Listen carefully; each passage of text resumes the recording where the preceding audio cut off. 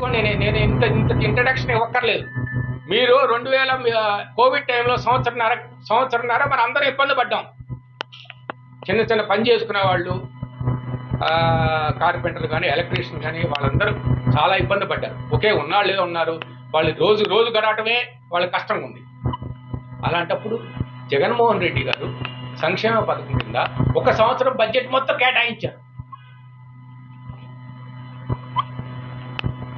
మీరు reserve bank of India వెబ్సైట్లో కలిసి చూడండి. ఆ 2 సంవత్సరాలు ఆంధ్రప్రదేశ్ జీడిపి హైయెస్ట్.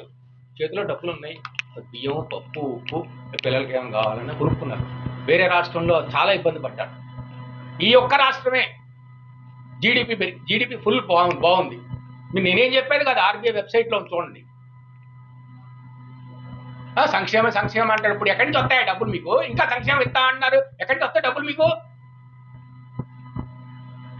రాజీనామా చేయడానికి కారణం ఏంటి సార్? ఏమంటే రాజీనామా, నేను సత్తెనపల్లి సీట్ ఆశించాను. మా నాన్నగారికి కన్నా లక్ష్మణానికి ఉంది మొట్టమొదటి కదా 10 సంవత్సరాల నుంచి. ఆయన కాంగ్రెస్లో ఉంటారు, ఆయన వేరేగా చేసుకుంటారు. ఈయన మేము ఎలక్షన్ వేరే చేసుకుంటాం. ఆయన ఎప్పుడు మాకు కలవదు, ఆయనకే మాకు. మా ఇంటి దగ్గర అందరికీ అన్ని పార్టీల వాళ్ళకి మేము పని చేస్తాం. అక్కడ అట్లా కాదు, అక్కడ ఒక కులం లాగా చూస్తారు. ఇక్కడ అంతా చేసాం. చేసిన తర్వాత కనీసం ఈయన 83 సంవత్సరాలు నాన్నగారిది, కనీసం ఒక మాట అన్నా చెప్పాలా, కన్నా లక్షణానికి ఇస్తున్నా అని. నేను అడిగిన దానికి వదిలేశాను. నేను ఎంత బాధేసిందంటే బాధేసింది. ఆయన చాలా బాధపడ్డారు. ఇక మనం అనవసరం పార్టీలో. ఆయనకి ఈ వయసులో నేనేమి పార్టీ మారి నేనేం చేస్తానో ఆయన రెస్ట్ తీసుకుంటాను. ఆయనకి 83 సంవత్సరాలు. మా చిన్నానికి కూడా హెల్త్ బాగాలేదు, వాళ్ళు రెస్ట్ తీసుకుంటున్నారు. సరే, నేను నా అభిప్రాయం చెప్పడం జరిగింది. నాకు వాళ్ళే తర్వాత మీరు మీడియా మిత్రులు, అంతకంటే నాకు ఏం లేదు.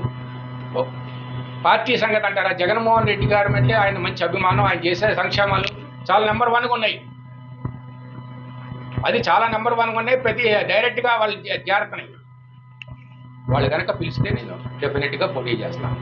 లేకపోతే నా పని నేను చూసుకుంటాను ఈ రోజు నుంచి.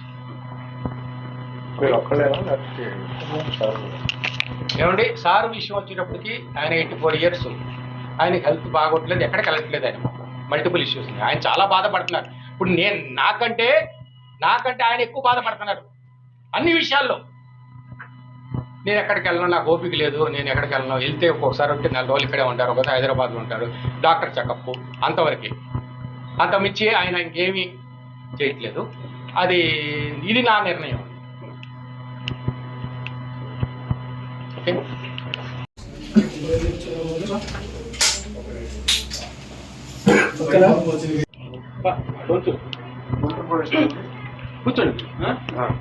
టీడీపీ సీనియర్ నేత రాయపాటి సాంబశివరావు కొడుకు రాయపాటి రంగారావు టీడీపీకి రాజీనామా చేయడం జరిగింది. ఆయన ప్రస్తుతం టీడీపీ రాష్ట్ర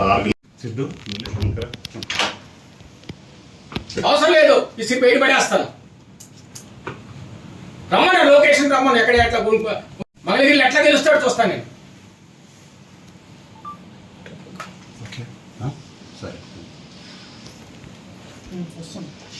టీడీపీకి రాజీనామా చేయాల్సిన సిచ్యువేషన్ వచ్చింది. తెలుగుదేశం పార్టీ మేము గత 2014లో నాన్నగారు అందరం పార్టీలో చేరాము.